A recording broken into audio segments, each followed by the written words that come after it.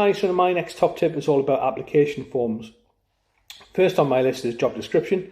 Really important that you look through the job description and read it properly to make sure that you are matching the skills and experience that the employer is expecting from a candidate.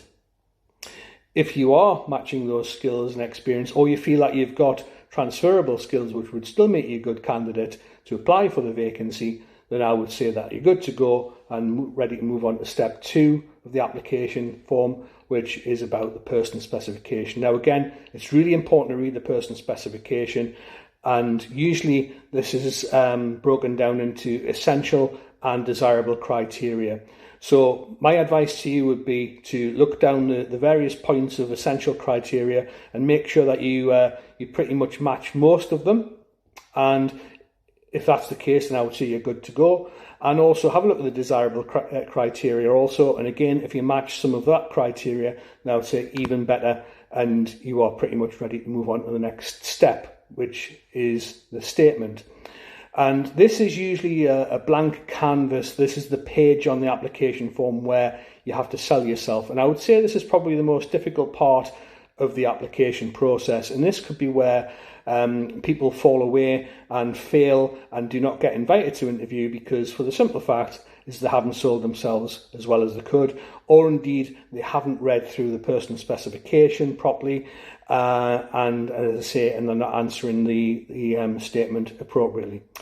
What I would say is always have the person specification handy to refer to, and set out your statement in paragraph form, just small paragraphs, and answer the personal specification point by point, so in order that it's listed.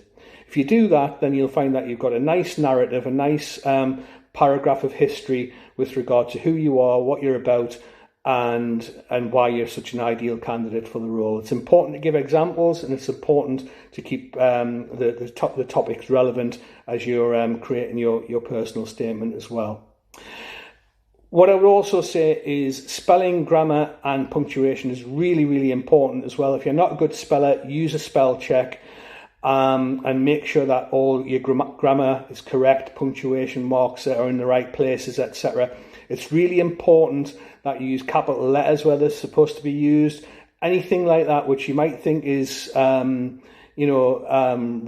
crazy to be taken into account, believe me, employers, it's a bugbear with them. They do go through forms quite closely, and they will pick up on minor faults, believe it or not, and it could be the difference between you getting an interview and not getting an interview. So make sure you've done all that hard work already, so make sure that it's a good quality standard to submit to the employer. And the best way to do that, as I say, is by check and then recheck, and even maybe get somebody else to check it over for you. A different pair of eyes looking at it can be useful as well. And as I say, once you've done that, you're ready to submit, and fingers crossed, next stage is the interview.